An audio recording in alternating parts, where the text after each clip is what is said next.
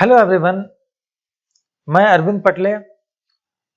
आज हम लोग न्यू एजुकेशन पॉलिसी 2020 पर एक छोटा सा लेक्चर देखते हैं, जिसमें हम बात करेंगे कि जो एजुकेशन सिस्टम में जो एड ऑन हुए हैं, तो उसमें एकेडमिक स्ट्रक्चर में क्या तब्दीलियां आई हैं।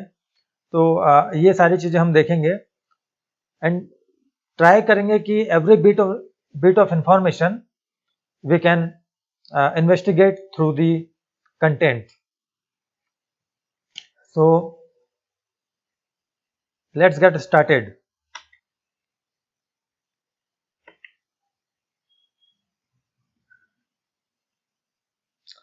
Main points. New education policy 2020 में चेंजेस किए गए हैं यूजी कोर्सेज में, पीजी कोर्सेज में, इवन जो इनिशियल स्टेज है पीएचडी कोर्सेज की, उसमें भी। तो कुछ फीचर्स है, की फीचर्स जो है उनके हम जानेंगे, साथ में एकेडमिक स्ट्रक्चर को जानेंगे, जो क्रेडिट सिस्टम इन्होंने लेके आए हैं, एडप्ट किए हैं, इसमें एड ऑन किए हैं। क्रेडिट सिस्टम को हम जानेंगे, कोर्स स्ट्रक्चर क्या है ये जानेंगे। फिर इसमें एक न्यू मेथड और जुड़ी है, मल्टीपल एंट्री एंड एग्जिट, ये सब भी हम इसमें देखेंगे। साथ में जो ऑप्शनल सब्जेक्ट्स जो आए हैं सिलेबस में, वो सारा कुछ हम देखेंगे। वोकेशनल सब्जेक्ट है जिन्हें व्यावसायिक पाठ्यक्रम कहते हैं, कमर्शियल पाठ्यक्रम कहते हैं, ये भी एडअप हुए हैं, ये भी हम देखेंगे, ये भी कोर्स का पार्ट है। फाउंडेशन कोर्सेज ये भी एडअप हुए हैं, इंटर्नशिप प्रोजेक्ट्स ये सब। फिर जो जितने भी कोर्सेज एडअप हुए हैं हमारे सिलेबस में, तो इसमें सिलेबस के बाद में हम उसको इवेल्युएट कैसे करेंगे, मार्किंग पैटर्न क्या होगा, क्रेडिट्स को कैसे देखेंगे, कैसे हम ग्रेड पॉइंट्स मिलेंगे, सीजीपीए, एसजीपीए, एजीपीए ये क्या है, ये सारा कुछ जो है हम इस वीडियो में देखने वाले हैं। और जो सीजीपीए है ना, जो मतलब आपके चारों सालों का जो रहेगा, मतलब अभी आगे देखते हैं वो कैसे हम कैलकुलेट करेंगे, वो सब हम इसमें देखने वाले हैं। और फिर डिपार्टमेंट का जो रोल रहा है सिलेबस क्रिएशन में, और इस जो ये जो न्यू एजुकेशन पॉलिसी जो है, इसका अवेयरनेस आप स्टूडेंट्स लोगों में और दूसरे टीचर्स में, फैकल्टीज में, स्टाफ्स में, ये अवेयरनेस जो फैलाना है, ये कैसे डिपार्टमेंट इसके पीछे एफर्ट कर रहा है। तो ये सारी चीजें हम इस वीडियो में देखने वाले हैं। तो जो न्यू एजुकेशन पॉलिसी में जो मेजर चेंजेस आया है वो है कि यहाँ पर देखो, जैसे the undergraduate degree structures are available for 3 and 4 years duration. It now has multiple entry and exit option too. Okay, इसका मतलब ये है कि अब जो डिग्री होगी अंडर ग्रेजुएट, ये 3 साल की भी होगी और 4 साल की भी होगी। 3 साल में सिर्फ आपको डिग्री मिलेगी और 4 साल में डिग्री विथ रिसर्च मिलेगी। ठीक है, और इसके साथ में एक नया ऑप्शन ये लेके आया है कि multiple entry and exit option है। इसका क्या मतलब होता है? इसका मतलब होता है कि जब भी आप ये 4 साल के ड्यूरेशन में, बीएससी फर्स्ट ईयर से बीएससी फोर्थ ईयर के ड्यूरेशन में यदि आप कभी भी जाते हैं, मान लीजिए आपने फर्स्ट ईयर कंप्लीट किया है, आपको सर्टिफिकेट मिलेगा और आपको सेकंड ईयर में अभी एडमिशन नहीं चाहिए क्योंकि आपकी कोई विपरीत परिस्थिति आपके सामने है, आप अभी नहीं करना चाहते हैं। उस केस में आपको, आप 5 साल बाद करें या 1-2 साल बाद ड्रॉप लेकर करें, तब आपको फर्स्ट ईयर दोबारा से नहीं करना है, आपको सीधे सेकंड ईयर में एडमिशन मिल जाएगा फर्स्ट ईयर के सर्टिफिकेट को दिखाकर। ठीक है, इसी तरीके से सेकंड ईयर में यदि आप सेकंड ईयर कंप्लीट कर लेते हैं और थर्ड ईयर में बाद में करना चाहते हैं, इसी तरीके से मल्टीपल एंट्री और मल्टीपल एग्जिट ऑप्शंस अवेलेबल है, जो एक बहुत ही अच्छी फ्लेक्सिबिलिटी है स्टूडेंट्स के लिए कि कभी भी उनके ईयर्स जो है बर्बाद नहीं होंगे। ये बहुत अच्छा जो है एक एड ऑन है हमारे एजुकेशन सिस्टम में। The higher education institutes now will have the options of offering a 1-year master's degree under the new education policy 2020. इसमें अब देखो 1 year एजुकेशनल पॉलिसी मतलब 1 year एमएससी डिग्री, ये उन्होंने ऐड कर दिया है। कैसे? 4 साल की आपकी बीएससी डिग्री है, मतलब 4 जो जैसे जो यूजी डिग्री है 4 साल बीएससी, जो फोर्थ ईयर होगा उसमें actually research methodology, thesis creation, project work, ये सब होगा।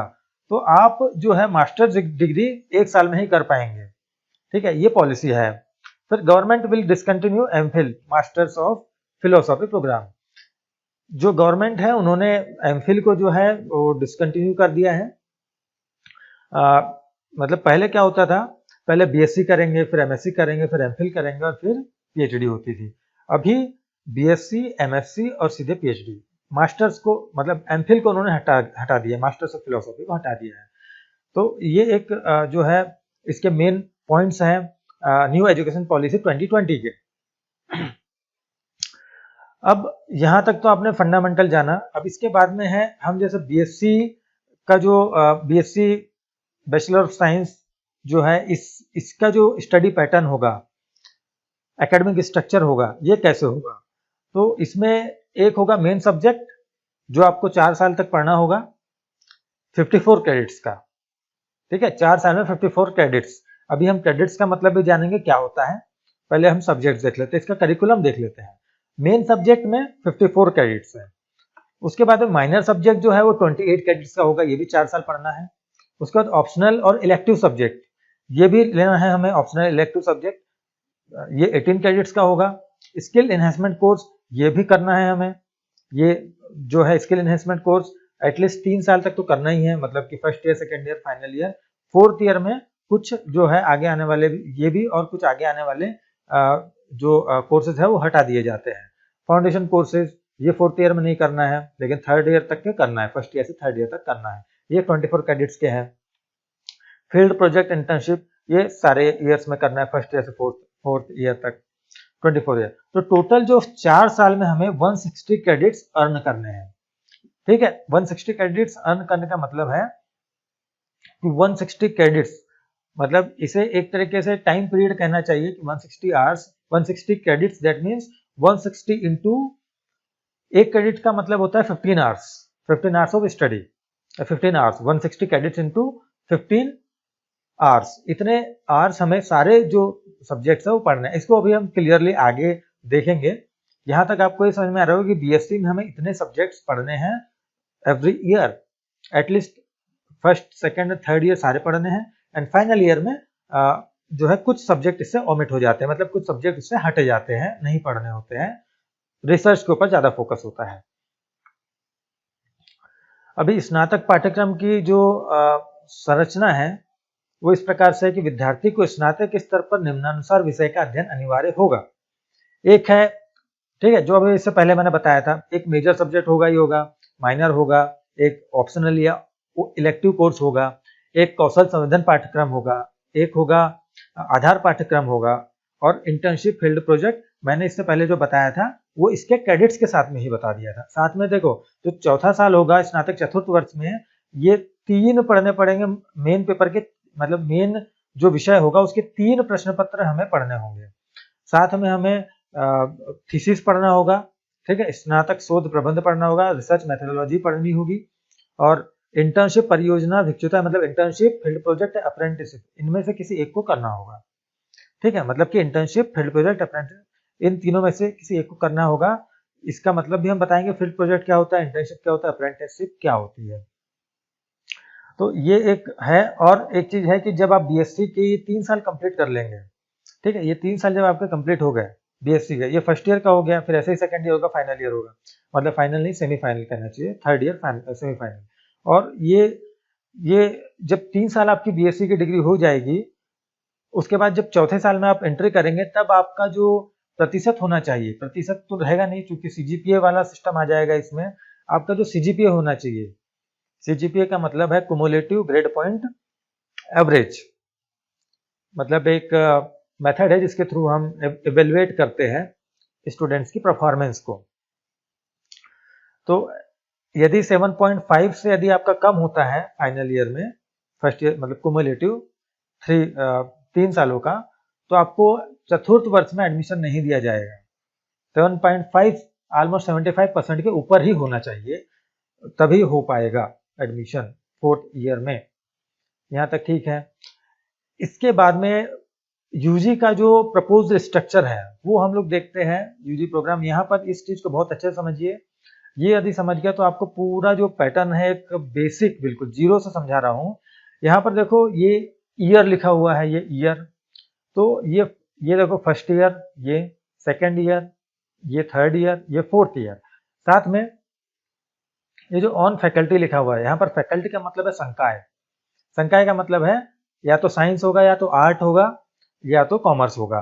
ठीक है, तो सब्जेक्ट, ठीक है, यहाँ पे देखो ये ऑन फैकल्टी, फिर एनी फैकल्टी मतलब कोई भी दूसरे संकाय में जा सकते हैं, चाहे साइंस हो, आर्ट हो, कॉमर्स हो, या उसके अलावा भी कोई और हो।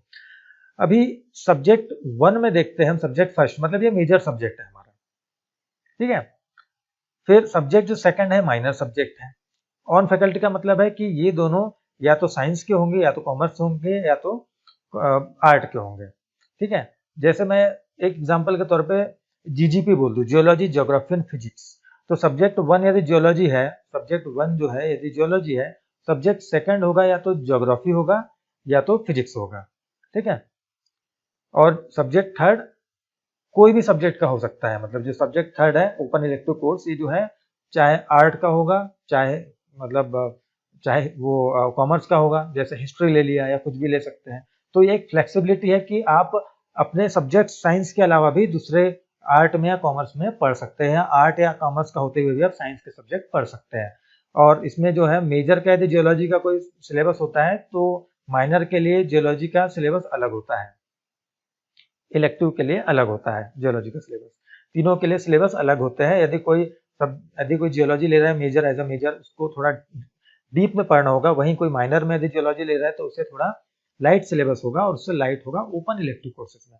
तो यहाँ तक आपको ये क्लियर हो रही होगी बात कि ये मेजर सब्जेक्ट हो गया, माइनर हो गया, ओपन इलेक्टिव कोर्स हो गया, ये कोई भी ले सकता है। इसके बाद में स्किल इनहेंसमेंट कोर्सेज या वोकेशनल कोर्सेज, ये कहना चाहिए व्यावसायिक पाठ्यक्रम। व्यावसायिक पाठ्यक्रम गवर्नमेंट ने इसलिए इंक्लूड किया है ताकि देखिए, क्योंकि गवर्नमेंट जॉब्स बहुत ही लिमिटेड होती है, और गवर्नमेंट्स को जो है वोकेशनल ट्रेनिंग के लिए, वोकेशनल कोर्सेज के लिए इसलिए भी ताकि जो स्टूडेंट्स हैं ये अपने सेल्फ बिजनेस स्टार्ट कर पाए और खुद के साथ में ही औरों को भी एम्प्लॉयमेंट दे पाए, इसलिए ये कोर्सेज इसमें ऐड किए गए, वोकेशनल कोर्सेज। ठीक है, फिर एबिलिटी इनहेंसमेंट फाउंडेशन कोर्सेज, ये भी है फाउंडेशन कोर्सेज। उसके बाद में field projects intra faculty related to main subject. देखो इसमें फील्ड प्रोजेक्ट, इंटर्नशिप, अप्रेंटिसशिप, ये सारे सब्जेक्ट है। देखो यहाँ पे एक सब्जेक्ट हो गया, 2 हो गया, 3 हो गया, 4 हो गया, 5 हो गया, 6 हो गया। ये 6 सब्जेक्ट आपको एवरी ईयर पढ़ने हैं, हर साल आपको 6 सब्जेक्ट पढ़ने ही हैं। ठीक है, यहाँ पे अभी मैं बताऊंगा क्रेडिट क्या है, और ये 2 लिखा है, 12 लिखा है, 6 लिखा है, ये सारी चीज बताऊंगा। अभी एक एक करके समझते हैं। Field project, internship, apprenticeship, community engagement and service, इनमें से कोई एक ले सकते हैं। और ये कैसे ले सकते हैं, या तो वो मेन सब्जेक्ट से होगा या इन दोनों सब्जेक्ट से होगा, लेकिन रिलेटेड जरूर होगा मेन सब्जेक्ट से, जो भी हमारा प्रोजेक्ट होगा। ठीक है, यहाँ पे लिखा है ना इंटर और intra faculty related to main subject. ठीक है, इंट्रा फैकल्टी का मतलब होता है, देखो इंटर फैकल्टी का मतलब है कि 2 सब्जेक्ट के बीच का, इंट्रा फैकल्टी का मतलब है उसी सब्जेक्ट में। ठीक है, इंटर और इंट्रा में अंतर है, इसको समझे। ठीक है, ये करना होगा। इसके बाद में टोटल क्रेडिट्स पर ईयर, एक साल में 40 क्रेडिट हमको पढ़ने हैं। ठीक है, यहाँ पे 40 क्रेडिट का मतलब होता है, अभी देखो एक क्रेडिट का मतलब है 15 आवर्स, और 6 क्रेडिट का मतलब है 90 आवर्स। अब 40 क्रेडिट पढ़ना है हमें इन सारे सब्जेक्ट के लिए। ठीक है, अभी देखो ये फर्स्ट ईयर है, यहाँ पे सेकेंड ईयर है, थर्ड ईयर है, फोर्थ ईयर है। यहाँ पे ये जो 2 लिखा हुआ है, ये 1 लिखा हुआ है ब्लैक लेटर्स में, 2 का मतलब है पेपर्स। ठीक है, ये जो है ब्लैक लेटर्स में पेपर्स लिखे हुए, कितने पेपर होंगे। ठीक है, ब्लैक जो डिजिट्स है ये शो कर रहे हैं पेपर्स। ठीक है, कितने पेपर, तो ये है 2 पेपर है फर्स्ट ईयर, ये फर्स्ट ईयर है, ये वाला जो ईयर है ये फर्स्ट लिखा है। ये 2 पेपर होंगे फर्स्ट ईयर में, कौन से, मेन सब्जेक्ट के या मेजर सब्जेक्ट के। कितने क्रेडिट के, 12 क्रेडिट के 2 पेपर होंगे, मतलब 6 क्रेडिट का एक एक पेपर होगा, 6 क्रेडिट ईच। ठीक है, यहाँ पे समझ में आ रहा है, 2 पेपर होंगे 12 क्रेडिट के, each paper carrying 6 credit. Okay, उसके बाद में आ जा रहा है माइनर सब्जेक्ट। ठीक है, ये आ जाए माइनर सब्जेक्ट। माइनर सब्जेक्ट क्या होगा, 6 क्रेडिट का एक पेपर होगा। उसके बाद में ओपन इलेक्टिव कोर्सेज में एक पेपर होगा 6 क्रेडिट का। वोकेशनल कोर्स में कितना होगा, 4 क्रेडिट का एक पेपर होगा। फाउंडेशन कोर्स में क्या होगा, 8 क्रेडिट के 2 पेपर होंगे। 2 पेपर मतलब 4 क्रेडिट का एक पेपर होगा। ठीक है, उसके बाद में intra faculty related to main subject, एक पेपर होगा 4 क्रेडिट का प्रोजेक्ट में, ठीक है, प्रोजेक्ट या इंटर्नशिप या अप्रेंटिसशिप या कम्युनिटी एंगेजमेंट है सर्विसेज में। क्रेडिट डिस्ट्रीब्यूशन इस प्रकार से है 12, ठीक है, 12 क्रेडिट, 6 क्रेडिट, देखो 12 क्रेडिट, 6 क्रेडिट, फिर 6 क्रेडिट आ गए, फिर 4 क्रेडिट आ गए, फिर 8 आ गए, फिर 4 आ गए, इनका सबका एडअप करोगे 40 हो जाएगा, 40 credit under graduate certificate in faculty. अभी देखो जो आपने जो फर्स्ट ईयर कंप्लीट किया, फर्स्ट ईयर, ये जो रो दिख रही है ये फर्स्ट ईयर है, ऊपर ये सब्जेक्ट्स है, सारे जितने हैं सब्जेक्ट्स हैं, और ये ईयर्स है। अब फर्स्ट ईयर आपने कंप्लीट किया, आपको under graduate certificate in faculty, मतलब जो भी आपका मेजर सब्जेक्ट रहेगा उसमें आपको सर्टिफिकेट दे दिया जाएगा कि आपने जो है अंडर ग्रेजुएट का ये सर्टिफिकेट प्राप्त किया है, आपका फर्स्ट ईयर कंप्लीट है। अब इसके बाद में आपका किसी विपरीत परिस्थितियों के कारण आपका स्वास्थ्य खराब हो गया या किसी का कोई दिक्कत आ गई, तब क्या होगा कि आप 2-4 साल की पढ़ाई छोड़ना चाहते हैं या नहीं करना चाहते, किसी भी कारणवश जो है नहीं करना चाहते विपरीत परिस्थितियों के कारण, तो आप जब भी ज्वाइन करेंगे तो आप सीधे सेकंड ईयर से ज्वाइन करेंगे, आप जो फर्स्ट ईयर का सर्टिफिकेट दिखाएंगे और सीधे सेकंड ईयर से अपना ज्वाइन करेंगे, चाहे 5 साल बाद करें, 10 साल बाद करें, जब भी करें।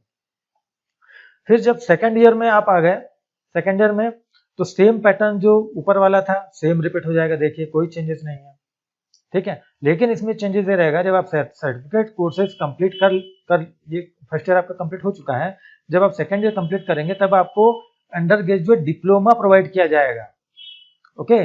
यही मल्टीपल एंट्री और मल्टीपल एग्जिट ऑप्शन का एग्जांपल है, या यही एक प्रोसेस है, ठीक है। अब आपको डिप्लोमा हो गया, अब चाहे तो आप हो सकता है फिर 2 साल के लिए छोड़ दीजिए पढ़ाई, मतलब किसी विपरीत परिस्थितियों के कारण, तो आपको सीधे थर्ड ईयर में एडमिशन मिलेगा, ये थर्ड ईयर आ गया, थर्ड ईयर में एडमिशन मिलेगा तो पैटर्न जो है सिमिलर रहेगा एकदम, कोई चेंजेस नहीं, जो ऊपर का जो सब्जेक्ट और ये सब था क्रेडिट पेपर सब कुछ सिमिलर रहेगा 40 क्रेडिट का। तब आपको मिलेगा bachelor in faculty, bachelor in मतलब जो भी आपका मेजर सब्जेक्ट रहेगा उसमें आपको डिग्री मिल जाएगी, ठीक है, बैचलर की डिग्री मिल जाएगी, ठीक है। और उसके बाद में मान लीजिए आपको आप फाइनल ईयर में पहुंच गए हैं, फाइनल ईयर में आने के बाद में आपको ये लग रहा है कि मुझे जो पीजी करनी है, पीजी मतलब एमएससी करनी है, पीजी कोर्सेज करने हैं, तो पीजी कोर्सेज हमेशा जो होते हैं मेजर सब्जेक्ट में, मेन सब्जेक्ट में होते हैं।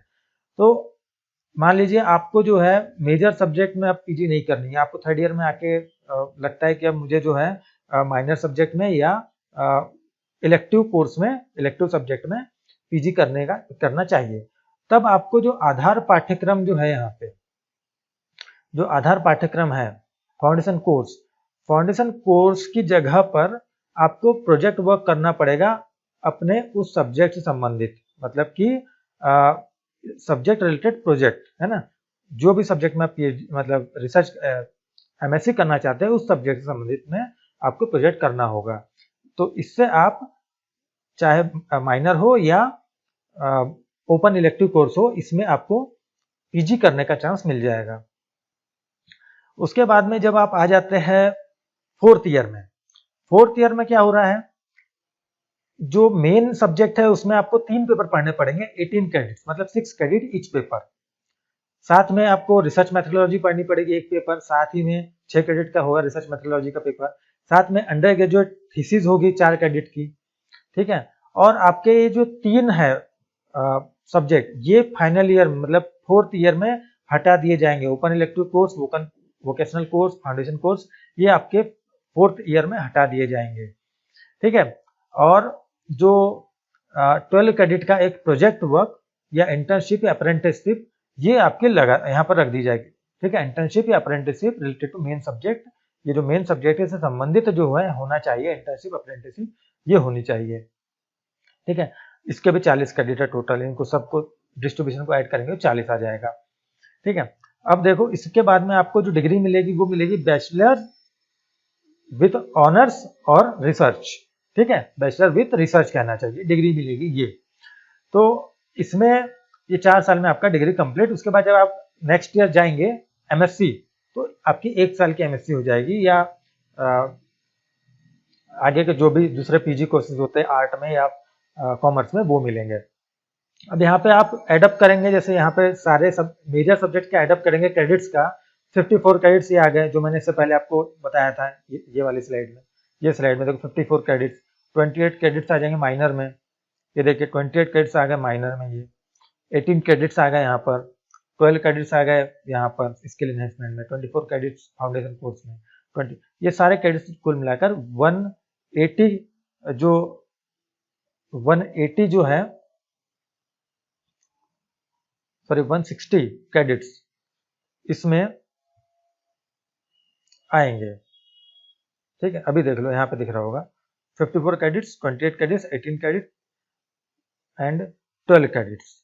ठीक है, 24 क्रेडिट्स। इससे पहले वाले में आई थिंक नहीं दिख रहा होगा, बट ठीक है।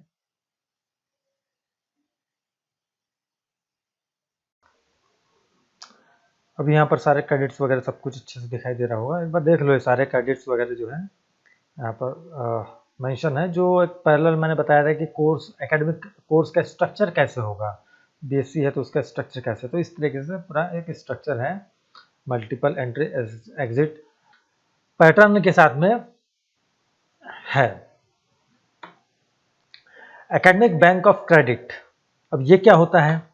इसमें देखो क्या होता है कि जैसे आपका एक बैंक अकाउंट होता है जिसमें कि पैसे होते हैं, ऐसा ही एक एकेडमिक बैंक बनेगा जिसमें कि क्रेडिट्स आपने कितने अर्न किए हैं, आपका पूरा एजुकेशनल बैंक है, एक तरीके से एजुकेशनल क्रेडिट्स का बैंक है। ठीक है, आपने कितना मतलब आपका पूरा एजुकेशन का सारा कुछ वेरिफिकेशन कहना चाहिए या जमा पूंजी आपके एजुकेशन की सब इसमें अवेलेबल रहेगी।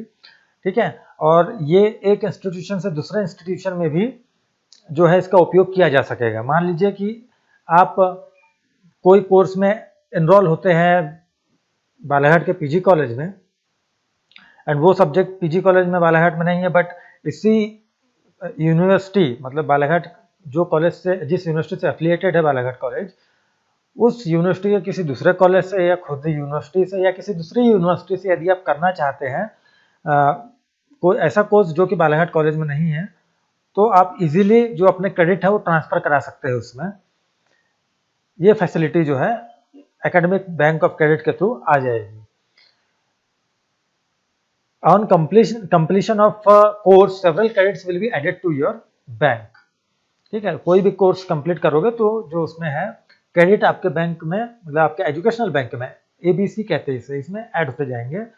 And even you can transfer it, मतलब कि आप यदि यहाँ के कॉलेज में कर रहे हैं या यहाँ की यूनिवर्सिटी में कर रहे हैं और उसके बाद में किसी दूसरे कॉलेज या यूनिवर्सिटी में जाते हैं तो वो ट्रांसफर भी हो जाते हैं वो सारे क्रेडिट्स। और आप जिस यूनिवर्सिटी में एनरोल होंगे उसी यूनिवर्सिटी में जितने क्रेडिट्स के लिए आप कोर्स में ज्वाइन करेंगे उतने क्रेडिट्स का आपको फीस भी पे करना पड़ता है। इसका मतलब ये है कि आप जब भी आप मतलब आपके जो क्रेडिट्स है वो हमेशा सेव होते हैं आपके एबीसी अकाउंट में, तो आप अभी भी छोड़ के जाओगे 2 साल बाद आओगे तो भी वो आपके वहाँ पे जमा रहेंगे। तो आपको दोबारा जो मल्टीपल एग्जिट एंट्री सिस्टम है उसके अकॉर्डिंग जो आप इसको मतलब अप्लाई कर सकते हैं। ठीक है, सारे क्रेडिट्स को। अब multiple entry and exit facility, इसमें मैं तो ऑलरेडी बता चुका हूँ कि जो है क्रेडिट्स ये 40 मतलब क्रेडिट्स जो है जैसे फर्स्ट ईयर में 40 क्रेडिट्स आप करेंगे तो आपको सर्टिफिकेट मिलेगा। सेकेंड ईयर में फिर 40 करेंगे मतलब टोटल 80 हो जाएंगे, 80 क्रेडिट्स करेंगे तो आपको डिप्लोमा मिल जाएगा। फिर थर्ड ईयर में आपको 40 क्रेडिट करने पड़ेंगे। ओवरऑल फर्स्ट ईयर से थर्ड ईयर तक आप कर लेंगे 120, आपको 120 क्रेडिट्स, दैट मीन्स आपको डिग्री मिल जाएगी। एंड फोर्थ ईयर में आप करेंगे फिर से 160 क्रेडिट्स आप कर लेते हैं तो आपको मेजर सब्जेक्ट में जो आपका मेन सब्जेक्ट है उसमें आपको बैचलर विथ रिसर्च की डिग्री मिल जाएगी। और साथ में यदि आपको सब्जेक्ट चेंज करना है तो उसका प्रोसीजर मैंने से पहले बताया है। ठीक है, वैकल्पिक विषय की उपलब्धता, मतलब जो आपका इलेक्टिव होगा मेन, मतलब देखो मेजर सब्जेक्ट और माइनर सब्जेक्ट तो हो चुके आपके, आपने आर्ट का कोई मेजर या माइनर लिया या साइंस का लिया या कॉमर्स का लिया, उसके बाद में जो जैसे इलेक्टिव की उपलब्धता कौन कौन सी रहेगी, तो ये है देखो इसमें लिखा हुआ है अंतर संकायी विषय, जैसे विज्ञान कला और कॉमर्स है ना, कॉमर्स को जो भी बोलते हैं, अंतर संकायी विषय के चयन हेतु प्रत्येक महाविद्यालय में विकल्प की उपलब्धता सुनिश्चित की जाएगी। उच्च शिक्षा विभाग द्वारा कला, वाणिज्य एवं विज्ञान संकाय के लोकप्रिय वैकल्पिक विषय के पाठ्यक्रमों के ई कंटेंट के रूप में विकसित कर विभागीय वेबसाइट पर अपलोड किया जाएगा। जो भी इलेक्टिव सब्जेक्ट्स होंगे जो बहुत ही ज़्यादा लोकप्रिय होंगे, उन्हें ई कंटेंट के रूप में डेवलप करके हायर एजुकेशन मध्य प्रदेश की वेबसाइट पर अपलोड भी किया जाएगा। और विद्यार्थियों को स्वयं हो गया, नेपटल हो गया, जो ऑनलाइन प्लेटफॉर्म है, ऑनलाइन एजुकेशनल प्लेटफॉर्म, जिसमें कि हम वीडियोस वगैरह देखते हैं, बहुत अच्छे वीडियोस अवेलेबल होते हैं, कि ऑनलाइन पाठ्यक्रम स्वयं के संसाधन से पूर्ण करने का विकल्प भी उपलब्ध रहेगा। मतलब आपका जो वैकल्पिक विषय है उसके क्रेडिट्स भी आप जो है ऑनलाइन कंटेंट से 40% क्रेडिट, मतलब आपका जो बीएससी का जो 4 साल का टोटल डिग्री होता है, इसमें 40% का जो क्रेडिट होता है आप ऑनलाइन भी अर्न कर सकते हैं, वो भी मान्य रहेगा। वैकल्पिक विषय कौन कौन से हो सकते हैं, यहाँ पर देखिए आर्ट्स के सब्जेक्ट में, आर्ट्स के संकाय में इतने सारे वैकल्पिक विषय हैं। उसके बाद साइंस के संकाय में इतने सारे वैकल्पिक विषय हैं, रेशम उत्पादन, भूविज्ञान के तत्व, खनिज और चट्टानें। कॉमर्स के संकाय में व्यवसाय अध्ययन के आधारभूत सिद्धांत, लेखांकन का मूल सिद्धांत, ये सारे। और अदर में एनसीसी, एनएसएस, शारीरिक शिक्षा, ये सारी चीज़ें आ जाती है। इतने सारे आपके पास वैकल्पिक जो है ये सब्जेक्ट आ जाते हैं। इसके बाद में ये जो वैकल्पिक सब्जेक्ट लेंगे तो इनके टीचर्स मान लीजिए या प्रोफेसर अवेलेबल नहीं है, तो उनके अध्ययन सामग्री और अध्यापन की व्यवस्था कैसे होगी। तो कला संकाय के जो कॉलेज होंगे तो वो कॉमर्स के जो वैकल्पिक सब्जेक्ट है वो पढ़ाने के लिए अपने स्थानीय जो भी स्रोत रहेंगे, स्थानीय मतलब जो भी दूसरे कॉलेज हो सकते हैं स्रोत में, या कोई कंपनी हो सकती है जो अप्रेंटिसशिप कराती हो, वो इन कॉलेजेस में आकर के वो चीज़ें कर सकते हैं, मतलब कि आपका अध्ययन करा सकते हैं, अध्ययन अध्यापन करा सकते हैं। वाणिज्य संकाय वाले महाविद्यालय में सेम वही चीज़, नियरेस्ट जो भी कॉलेज रहेंगे वहाँ से आ जाएंगे। बहुसंकाय में ये समस्त संकाय के वैकल्पिक विषय संभाग स्तर में स्थित होने के कारण काफ़ी, मतलब इसमें तो जो है आसपास के कॉलेजेस के साथ में पूरे संभाग स्तर के जो विद्वान लोग रहेंगे वो आकर के इसमें पढ़ा सकते हैं। फिर उच्च शिक्षा के द्वारा कला, वाणिज्य और विज्ञान संकाय के लोकप्रिय वैकल्पिक विषय इलेक्टिव के पाठ्यक्रमों के ई कंटेंट के रूप में विकसित कर विभागीय वेबसाइट पर अपलोड किया जाएगा। ठीक है, ई कंटेंट इन वैकल्पिक विषयों का जो भी लोकप्रिय सब्जेक्ट रहेंगे उनके अवेलेबल करवाए जाएंगे वेबसाइट पर। फिर व्यावसायिक पाठ्यक्रम, मतलब कॉमर्शियल या वोकेशनल पाठ्यक्रम इसे कहा जाता है। तो इसमें देखो, उच्च शिक्षा को रोजगारोन्मुखी बनाने हेतु व्यावसायिक व कौशल संवर्धन के पाठ्यक्रम राष्ट्रीय शिक्षा नीति 2020 का अभिन्न अंग है। ठीक है, रोजगारोन्मुखी, क्योंकि गवर्नमेंट जॉब्स तो लिमिटेड है, बट जो बिजनेस, कॉमर्स, व्यवसाय उत्पन्न करना और साथ में दूसरों को भी व्यवसाय देना, ये भी एक अपने आप में बहुत अच्छी पहल है और राष्ट्रीय शिक्षा नीति इसके पक्ष में है। सभी क्षेत्रों में नियोक्ता और जरूरतों को पूरा करने के लिए राष्ट्र की तत्परता की आवश्यकता है। सभी के लिए रोजगार के अवसरों को खोलने के लिए उच्च शिक्षा में सामान्य शिक्षा के साथ कौशल और व्यावसायिक शिक्षा एकीकृत किया जाना चाहिए। ठीक है, कौशल भी डाला है और व्यावसायिक शिक्षा भी डाला है। विश्वविद्यालय, महाविद्यालय में संचालन हेतु व्यावसायिक पाठ्यक्रम प्रति वर्ष 4 क्रेडिट के होंगे। ठीक है, अभी इसको हम आगे देखते हैं। तथा इसमें प्रशिक्षण की अवधि 40 घंटे की होगी। विद्यार्थी प्रतिवर्ष नवीन व्यावसायिक पाठ्यक्रम का अध्ययन कर सकते हैं अथवा चयनित किए पाठ्यक्रम में उत्तरोत्तर कौशल संवर्धन के आधार पर अध्ययन कर सकते हैं। इसका मतलब ये है कि आप first year, second year, final year, ये 3 ईयर में ये जो है वोकेशनल कोर्सेस रहेंगे। इसमें आप चेंज भी कर सकते हैं ईयर में। जैसे मान लीजिए आप फर्स्ट ईयर में कर रहे हैं, आपको लग रहा है कि मैं इसमें व्यवसाय नहीं कर पाऊंगा, तो मैं नेक्स्ट ईयर में जो है दूसरे सब्जेक्ट चूज करूंगा कि मुझे लगेगा कि हाँ मैं जो है दूसरे इसमें अच्छा कर सकता हूँ, तो दूसरा व्यवसाय में मैं उसको देखूंगा। और यदि फर्स्ट ईयर में ही मैंने ऐसा कोई सब्जेक्ट चूज कर लिया है व्यवसाय से संबंधित की जिसमें मैं अच्छा कर सकता हूँ, सेकेंड ईयर में उसी को सक्सेसिव रूप से, उत्तरोत्तर रूप से जो है उसी को मैं करूँगा। ठीक है, फिर इसके बाद आ जाता है इनकी अध्यापन व्यवस्था सेक्टर काउंसिल अथवा स्थानीय शासकीय विभागों, कृषि, विद्युत, तकनीकी शिक्षा अथवा अन्य संस्थानों के सहयोग से करेंगे। ठीक है, अब ये जो व्यावसायिक पाठ्यक्रम है इनकी जो अध्यापन की व्यवस्था है ये यही जो लोकल एरिया के लोग होंगे, स्थानीय विभाग जो होंगे, शासकीय विभाग, इनमें जो कृषि, विद्युत और तकनीकी शिक्षा के जो लोग होंगे वो आकर के इसमें सहयोग करेंगे और समझाएंगे और अध्यापन का कार्य कराएंगे।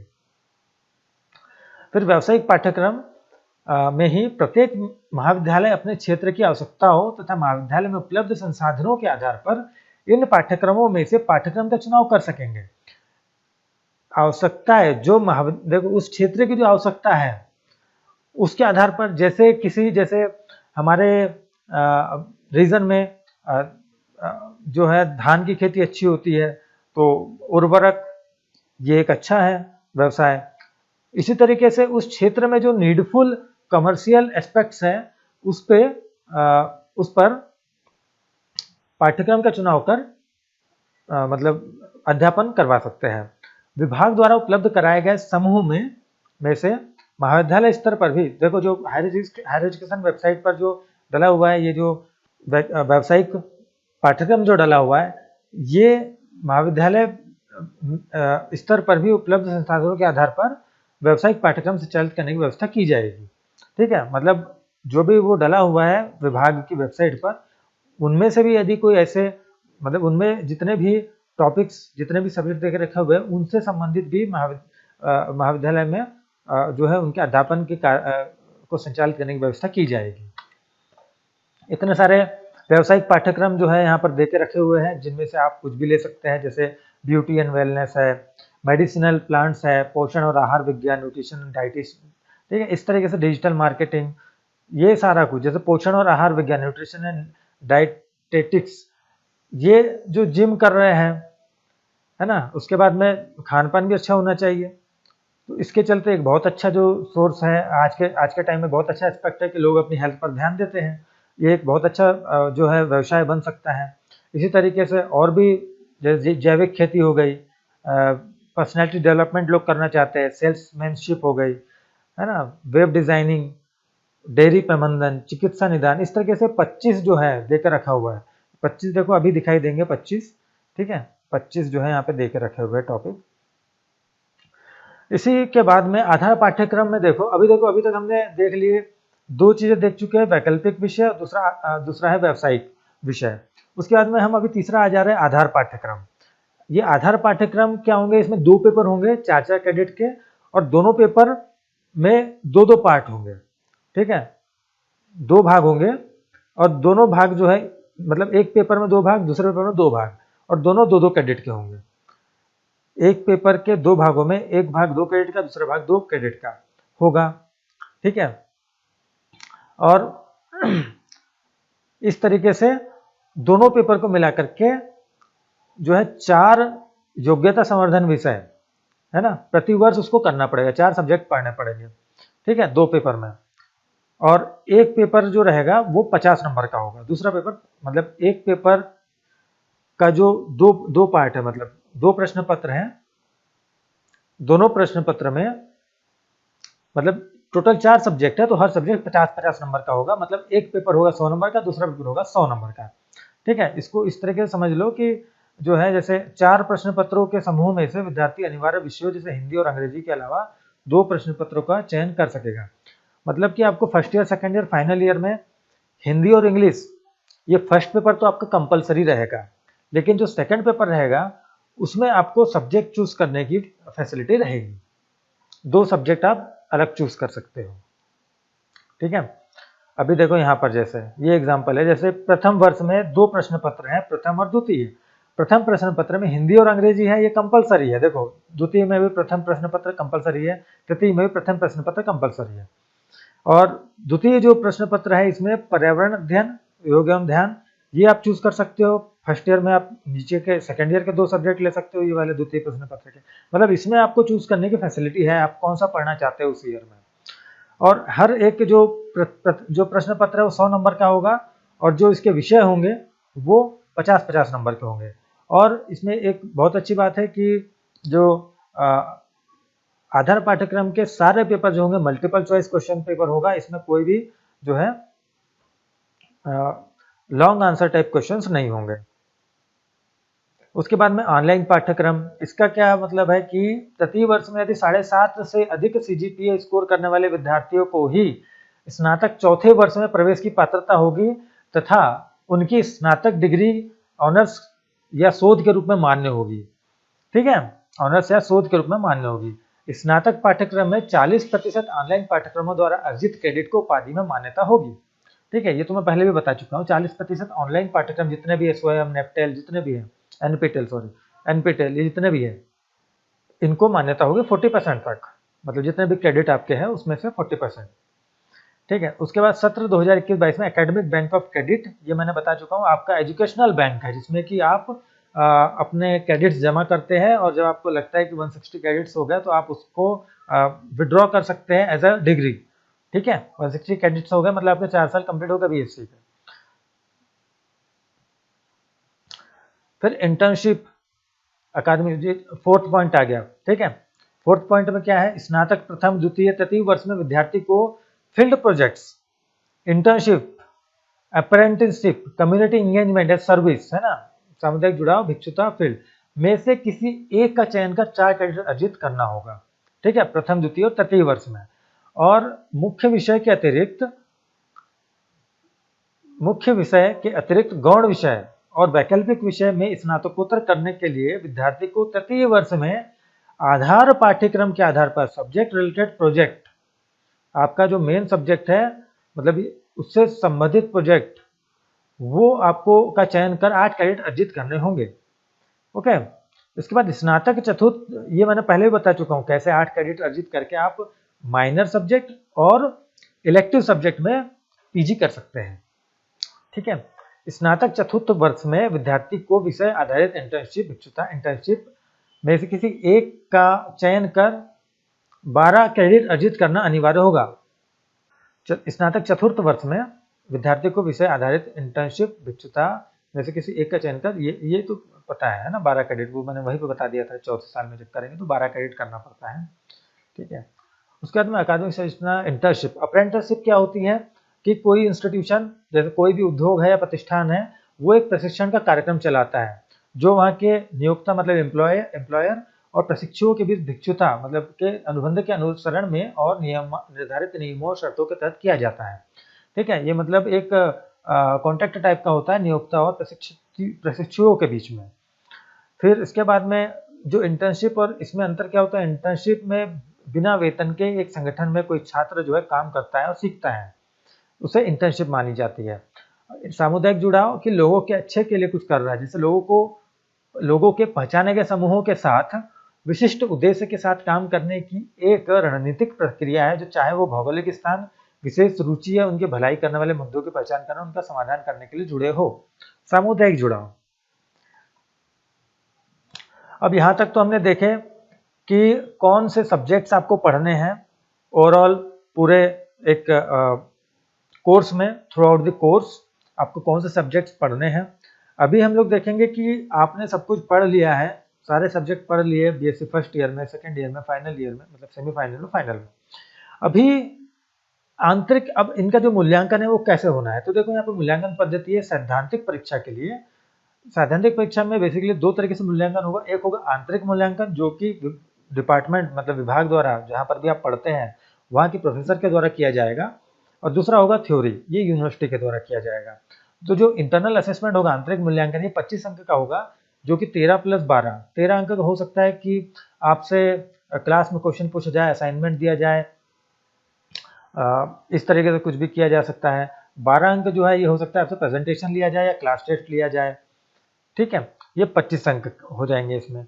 मुख्य लिखित परीक्षा में 75 अंक है, ये प्रश्न पत्र 75 अंक का होगा और 100 अंक मतलब ये टोटल 100 अंक होंगे, 100 अंक का होगा।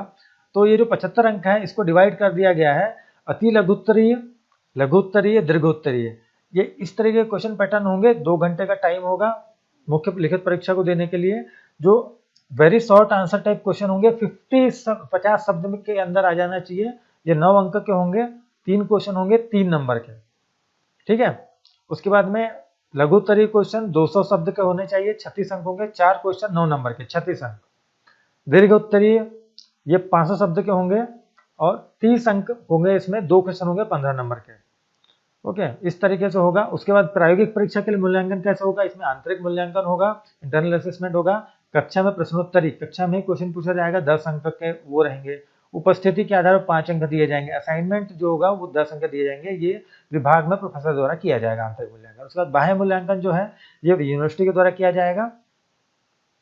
प्रायोगिक रिकॉर्ड फाइल 10 नंबर, प्रायोगिक मौखिकी 15 अंक, टेबल वर्क, प्रायोगिक कार्य ये 50 अंक, टोटल 100 अंक इस तरीके से दिए जाएंगे। ये भी दो घंटे का भी पेपर होगा बाह्य मूल्यांकन, इसमें एक्सटर्नल आते हैं और एग्जामिनेशन होता है। ग्रेड कार्ड, छात्र को प्रमाण पत्र। अब देखो ये हो गया कैसे असाइनमेंट होना है प्रैक्टिकल का, थ्योरी का। अब होगा असेसमेंट कर लिए हमने, मतलब इवेल्युएशन कर लिए है। अब इसको हमें दिखाना है कि स्टूडेंट्स की परफॉर्मेंस कैसी है, तो ये दिखाया जाता है ग्रेड कार्ड के थ्रू।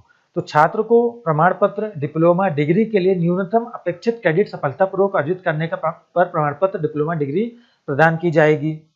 प्रत्येक शैक्षणिक वर्ष और सेमेस्टर के बाद अर्जित ग्रेड के आधार पर सभी छात्रों को ग्रेड कार्ड जारी किए जाएंगे। उक्त शैक्षणिक वर्ष तक अर्जित सीजीपीए के साथ प्रत्येक वर्ष और सेमेस्टर से में प्राप्त एजीपीए का मतलब है annual grade point average, SGPA का होता है सेमेस्टर ग्रेड पॉइंट एवरेज, और पाठ्यक्रम विवरण, कोड, शीर्षक, क्रेडिट की संख्या, ग्रेड को ग्रेड कार्ड में प्रदर्शित किया जाएगा। ठीक है, पाठ्यक्रम का विवरण मतलब कौन सा कोड है उसका, शीर्षक क्या है, क्रेडिट की संख्या, ग्रेड, ये सब ग्रेड कार्ड में प्रदर्शित किया जाएगा। जो ग्रेडिंग स्केल है वो 10 पॉइंट स्केल यहाँ पे उपयोग किया गया है इस नई शिक्षा नीति 2020 में। तो यहाँ पर देखो जो मार्क्स है, अभी आपने जैसे मार्क्स का दिखाया था इंटरनल असेसमेंट और बाह्य असेसमेंट, एक्सटर्नल असेसमेंट, उसके आधार पर 100 में मार्किंग हो रही थी। तो यहाँ पर रेंज देके रखा हुआ है 0 से लेकर के 100 तक के, और अपसेंट भी है यहाँ पे ना, देखो नीचे में अपसेंट है, ये अपसेंट भी देकर रखा हुआ है। ठीक है, तो अपसेंट भी है। तो एक मिनट,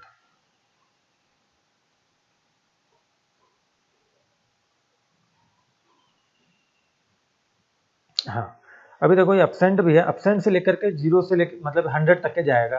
तो जो पासिंग मार्क्स है वो 34 है, 34 या 34 से कम लाएगा तो फेल हो जाएगा, और उसके बाद में 35 या 35 से ऊपर लाएंगे तो उसे ग्रेडिंग दी जाएगी, है ना। यदि फेल हो, अपसेंट है तो ए भी इसको जो है लेटर ग्रेड दिया जाएगा। 0 से 34 के बीच में मार्क्स है तो ये फेल माना जाएगा, इसके लिए ग्रेड पॉइंट 0 है, और जो है इसको लेटर ग्रेड है एफ मतलब फेल। उसके बाद में 35 से लेकर 39 तक के देते हैं तो पास माना जाएगा, पी है। इसी तरीके से ग्रेजुअली जो है 100 तक के लेकर गया, 90 to 100 आता है तो आउटस्टैंडिंग ग्रेड है, लेटर ग्रेड ओ दिया गया है 10।